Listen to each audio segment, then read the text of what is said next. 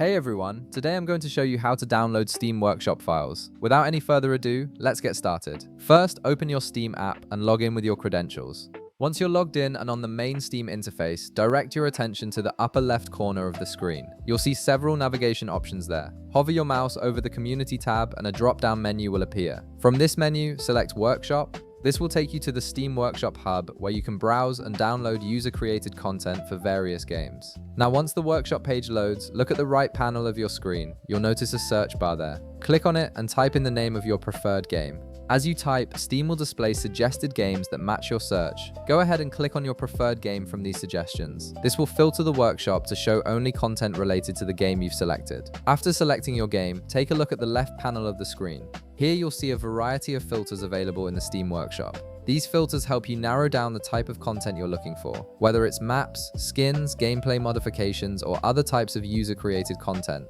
Click on your preferred variety from these filter options. This further refines your search results to show exactly the kind of workshop content you want. Now that you've applied your filters, browse through the results that appear on the screen. You'll see a collection of workshop mods that match your criteria.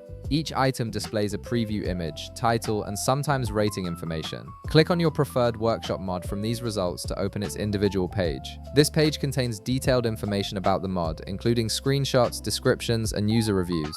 Once you're on the workshop items page and you've decided you want to download it, click the subscribe button. This is a crucial step because subscribing tells Steam that you want this content added to your game. The moment you click subscribe, Steam will automatically begin downloading the workshop file in the background. You don't need to take any additional action or navigate to another menu. Steam handles the entire download and installation process automatically, and the content will be integrated into your game the next time you launch it. And that's it, you've successfully downloaded Steam Workshop files for your game. If this video helped you out, be sure to leave a like, subscribe, and I'll see you in the next one.